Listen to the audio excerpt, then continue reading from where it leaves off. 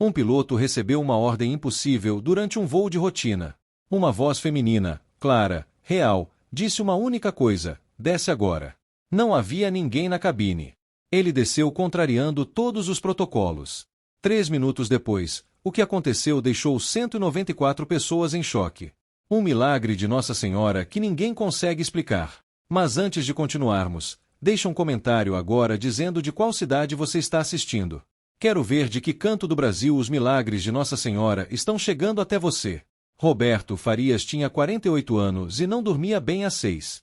Você conhece aquele tipo de cansaço que não passa, que o café não resolve, que o fim de semana não cura, que vai se acumulando dia após dia como sedimento no fundo de um rio, invisível para quem olha de fora, mas pesado para quem carrega. Roberto conhecia esse cansaço bem. Havia aprendido a conviver com ele da mesma forma que se aprende a conviver com uma dor crônica, não curando, apenas adaptando o jeito de se mover para que a dor apareça menos. Ele voava desde os 26 anos. 22 anos como piloto comercial, com dezenas de milhares de horas no ar, o tipo de piloto que outros pilotos respeitavam sem precisar dizer porquê. Técnico. Preciso. Confiável. O tipo de profissional que as companhias aéreas colocam nos voos mais importantes porque sabem que ele vai resolver qualquer problema com a calma de quem já viu tudo. Mas havia algo que ninguém via. Uma ferida que ele carregava em silêncio desde aquela manhã de julho, 6 anos antes, quando o irmão mais novo havia morrido. Carlos tinha 40 anos. Saudável, ativo, pai de 3 filhos pequenos. Um domingo à noite, uma dor no peito que pareceu passageira e não era. No hospital tentaram tudo. Não foi suficiente. Roberto estava lá. Segurou a mão do irmão enquanto os médicos trabalhavam. E pela primeira vez em muitos anos, rezou. Rezou com tudo o que tinha. Pediu, barganhou, prometeu qualquer coisa. Carlos morreu. E algo dentro de Roberto morreu junto. Ele continuou voando. Continuou sendo bom no que fazia. Mas nunca mais rezou. Nunca mais pensou em Deus, em milagre, em fé. Fechou aquela porta com firmeza e não voltou a olhar para ela. Naquela manhã de outubro, Roberto acordou às 5:30 como sempre. Mariana ainda estava dormindo. Ele tomou banho no escuro para não acordá-la, vestiu o uniforme, preparou o café. Estava saindo quando ela apareceu na cozinha com o robe azul que ele havia dado de aniversário, o cabelo ainda despenteado, olhos semicerrados. Você esqueceu o almoço, ela disse, entregando a marmita térmica. Roberto sorriu. Obrigado. Ela o beijou rapidamente nos lábios. Voa com cuidado. Sempre, ele respondeu. A mesma resposta de sempre. Ele não sabia que naquele dia aquela frase teria um significado completamente diferente. O aeroporto internacional de Guarulhos era barulhento às 7 da manhã, como era sempre. Roberto passou pela segurança, cumprimentou colegas no corredor, chegou ao portão. O copiloto daquela viagem era Felipe Andrade, 33 anos, bom piloto, ainda aprendendo as nuances que só as horas de voo ensinam, mas competente. Haviam voado juntos algumas vezes. Bom dia, comandante, Felipe disse quando Roberto chegou. Tudo verificado. Tempo bom. Sem turbulência prevista. Perfeito. São Paulo para Recife. 4 horas e meia de voo puro. Rotina absoluta. Às 8:10 entraram na cabine. Felipe começou a configurar os sistemas enquanto Roberto revisava o plano de voo. Rota direta, condições perfeitas. Os passageiros foram embarcando. Roberto ouvia o movimento característico, malas sendo guardadas nos compartimentos, o burburinho de uma manhã de voo. 194 pessoas naquele avião. Famílias voltando de viagem. Executivos indo para reuniões. Estudantes visitando parentes. Cada um com sua vida, seus planos, suas histórias. Nenhum deles imaginava o que estava prestes a acontecer. A decolagem foi suave. O céu sobre São Paulo estava claro, com algumas nuvens esparsas no horizonte. Roberto sentiu o avião ganhar velocidade na pista, puxou o manche com a suavidade de quem fez aquilo milhar de vezes, e estavam no ar. Atingiram a altitude de cruzeiro às 9:15. Roberto ativou o piloto automático. Felipe pediu café. Conversaram sobre o jogo do final de semana, sobre coisas normais, sobre a vida que continua acontecendo enquanto um avião corta o céu a 36 mil pés. E então, às 9:27, tudo mudou. Roberto sentiu primeiro. Um cheiro. Rosas. Foi tão súbito que ele pensou ter imaginado, mas não. Era forte, inconfundível, impossível de ignorar, como se alguém tivesse trazido um buquê enorme para dentro da cabine. Ele franziu a testa, olhou ao redor. De onde vinha aquilo? Felipe, você está sentindo alguma coisa? Felipe olhou para ele com confusão. Sentindo o quê? Esse cheiro. Rosas. Não, comandante. Não estou sentindo nada. Roberto respirou fundo. O cheiro estava mais forte. Doce, fresco, inegável. Não era imaginação. Mas de onde vinha? Como? E então veio o calor. Uma sensação súbita no centro do peito. Não era desconfortável, mas era intensa, como se uma mão quente tivesse sido colocada ali com cuidado. Roberto levou a própria mão ao peito instintivamente. O coração estava acelerado. Você está bem? Felipe perguntou, notando a expressão dele. Estou, eu só. E então ouviu. A voz. Feminina. Clara. Real. Próxima, como se estivesse a 1 metro dele. Roberto. Desce. Ele virou a cabeça para o lado rapidamente. Não havia ninguém. Apenas Felipe, do outro lado, olhando para ele com preocupação crescente. Não. Não está acontecendo isso, Roberto murmurou. Olhou para os instrumentos. Tudo perfeito. Pressurização normal. Motores operando dentro de todos os parâmetros. Nenhuma anomalia estrutural. Nenhum alerta. Absolutamente nada fora do padrão. Estou cansado, ele pensou. Muito trabalho, pouco sono. A cabeça está pregando uma peça em mim. E então a voz veio de novo. Mais urgente. Mais firme. Desce agora. Roberto sentiu o coração disparar. As mãos começaram a tremer levemente. O cheiro de rosas estava tão forte que ele mal conseguia pensar em outra coisa. Você já sentiu isso alguma vez? Quando toda sua lógica, toda sua experiência, toda sua formação diz uma coisa. E algo maior, algo que você não consegue nomear, grita o contrário. Roberto estava naquele momento. No espaço exato entre o que ele sabia e o que ele estava sentindo. Felipe, disse ele, a voz saindo estranhamente calma. Vou iniciar uma descida. Felipe olhou para ele como se tivesse escutado errado. O quê? Por quê? Vou descer. Comandante, tudo está normal. Olha os instrumentos. Eu sei. Então por quê? Roberto o cortou com uma firmeza que não admitia discussão. Agora vamos descer. Contata a torre. Felipe hesitou, claramente confuso, mas obedeceu. Pegou o rádio. Torre, solicitando descida imediata. A voz do controlador veio pelo rádio, profissional mas curiosa. Pode informar o motivo da descida? Roberto pegou o microfone. Precisava de um motivo. Qualquer motivo. Não podia dizer a verdade. Que estava ouvindo uma voz e sentindo o cheiro de rosas. Estamos com leitura inconsistente em um dos instrumentos. Descendo como precaução. Entendido. Liberado para descida. Mantenha comunicação. Roberto desligou o piloto automático. Colocou as mãos nos controles.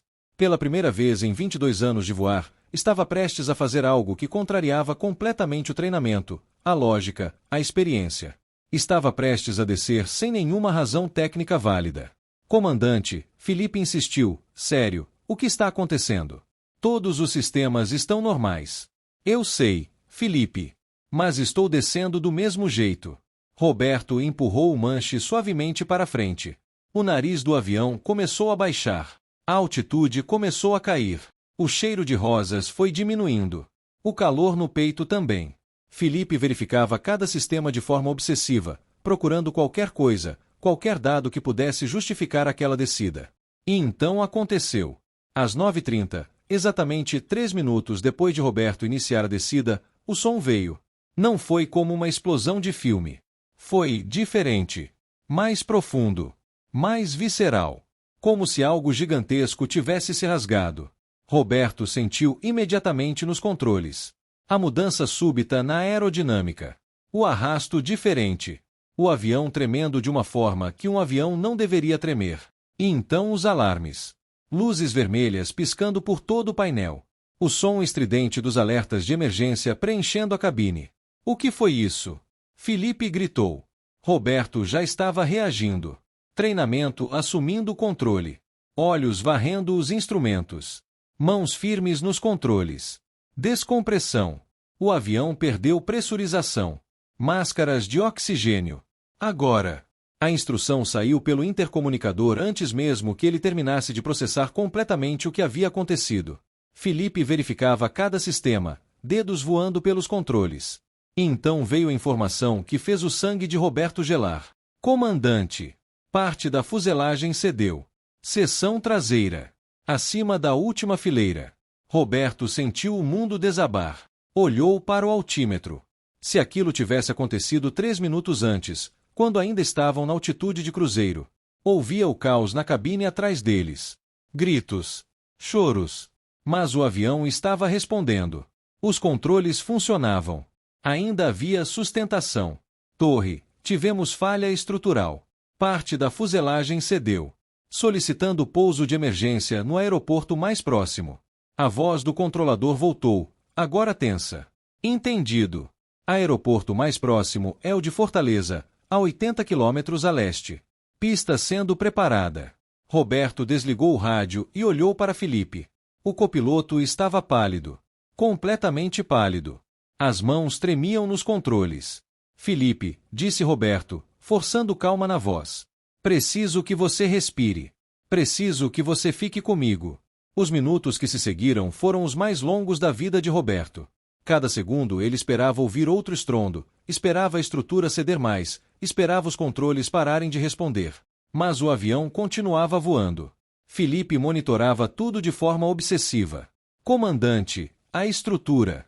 Como a gente ainda está voando? Isso não faz sentido. Não fazia mesmo. 22 anos de experiência diziam que um avião não deveria estar voando naquelas condições. A seção que havia cedido era crítica.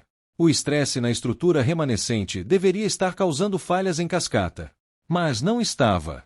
Pelo intercomunicador, a voz da comissária de bordo principal chegou. Tensa, mas controlada. Comandante, temos ferimentos leves. Alguns passageiros em choque. A última fileira de assentos estava vazia. Roberto sentiu algo frio descer pela espinha. A última fileira. Exatamente onde a fuselagem havia cedido. Vazia. Se houvesse alguém sentado ali quando... Ele não terminou o pensamento. Mas então o sentiu de novo. O cheiro de rosas. Mais suave agora. Quase imperceptível. Mas estava lá. E com ele, algo difícil de descrever. Uma sensação que não era ausência de medo, porque o medo estava lá, concreto e real. Era outra coisa. Era como se, no meio de todo aquele caos, alguém estivesse dizendo sem palavras, vai ficar bem. Fortaleza apareceu no horizonte. Torre, falha estrutural, solicitando prioridade. Entendido. Pista livre. Equipes de emergência posicionadas. Roberto via as luzes dos caminhões de bombeiros alinhados ao longo da pista. Ambulâncias. A resposta de emergência inteira esperando. A aproximação final foi delicada. Qualquer movimento brusco poderia estressar mais a estrutura comprometida. Roberto usava o mínimo de controle necessário, com aquela precisão que vem não de técnica, mas de anos de relação com o ar. Trem de pouso. Normal. Velocidade. Alinhamento. Certo. 500 pés. 400. Roberto sussurrou algo que ele mesmo não soube se estava dirigindo a si mesmo ou ao avião ou alguém mais. Você consegue. 300 pés. 200. 100 pés. E então as rodas tocaram o asfalto. Não foi o pouso mais suave da carreira de Roberto. Mas foi o mais importante. O avião desacelerou. Desacelerou mais. E parou. Por um momento, houve silêncio completo na cabine de comando.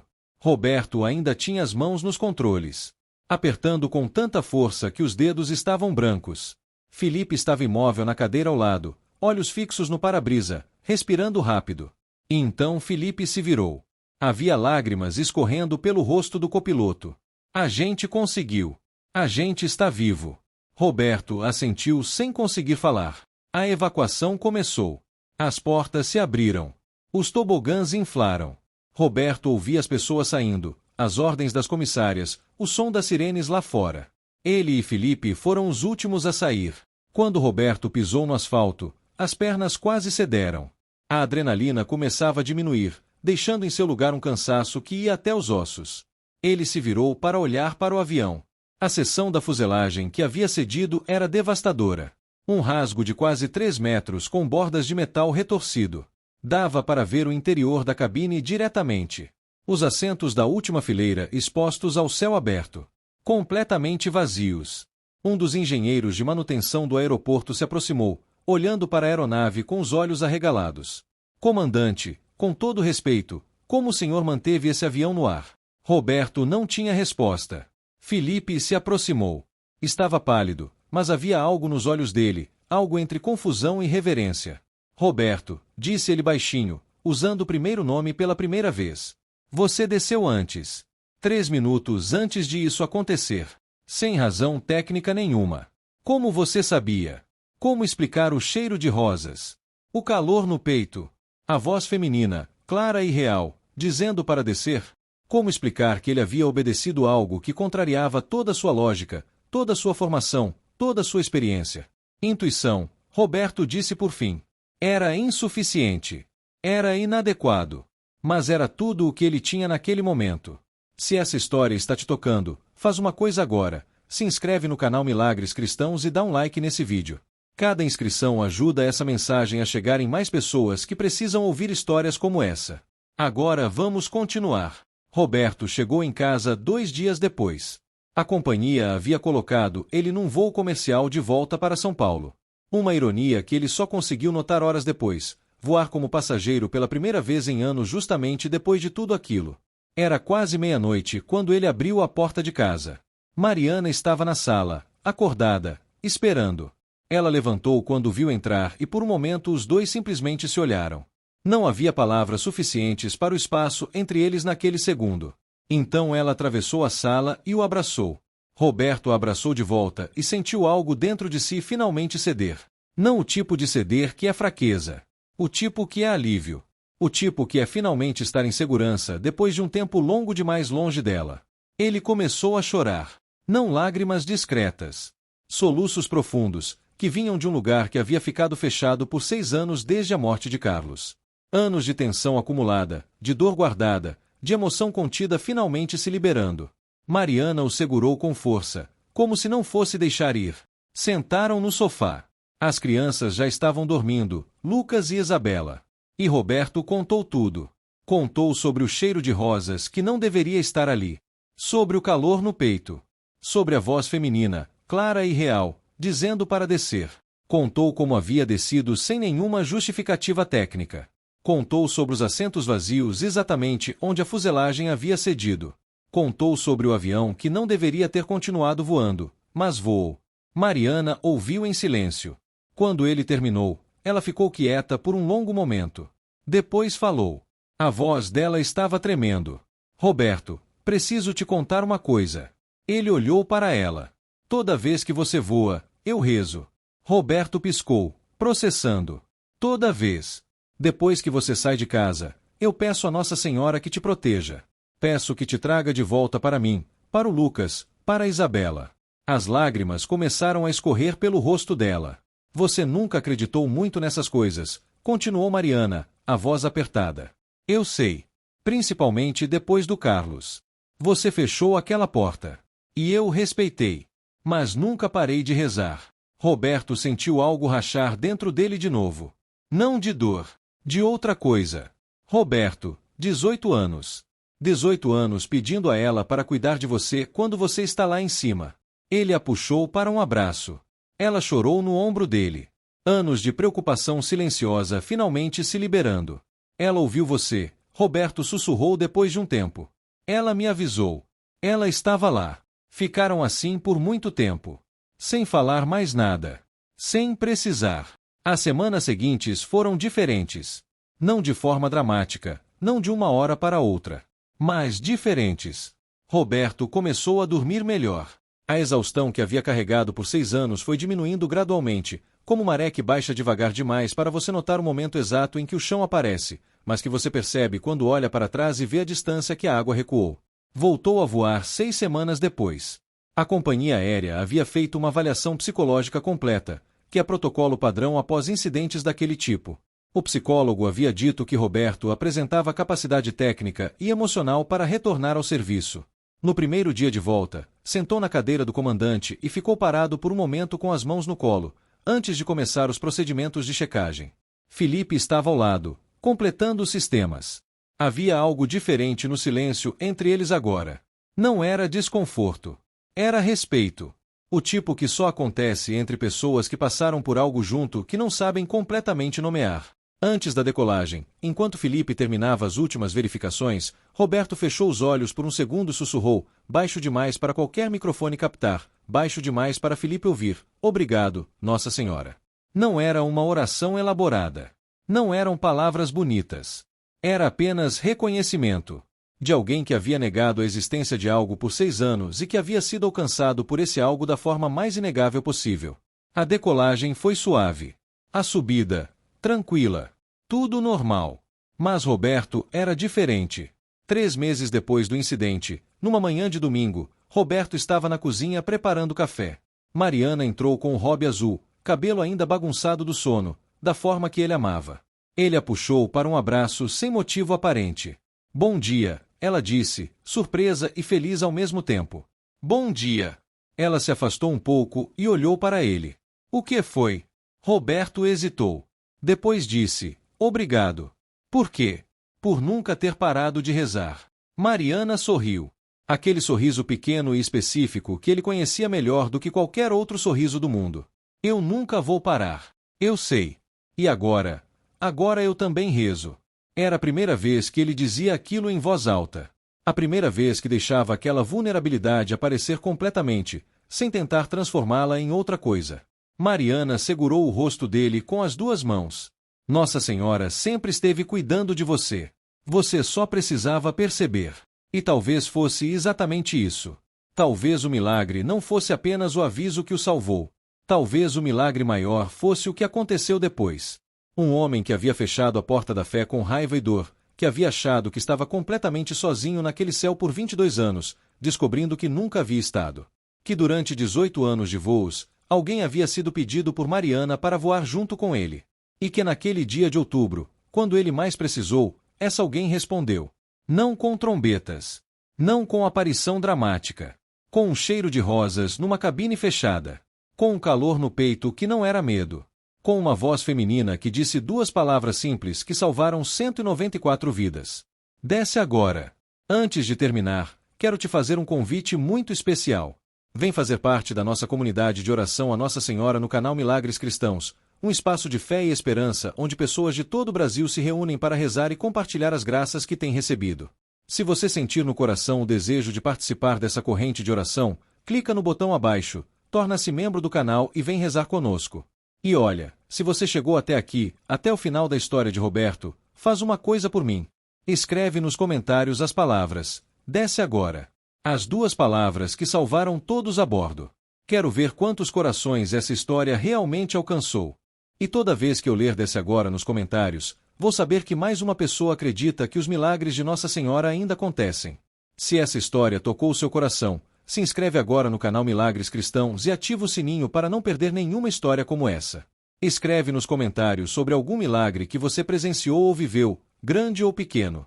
E compartilhe esse vídeo com alguém que precisa renovar a esperança hoje. Que Nossa Senhora continue abençoando e protegendo você e toda a sua família. Amém.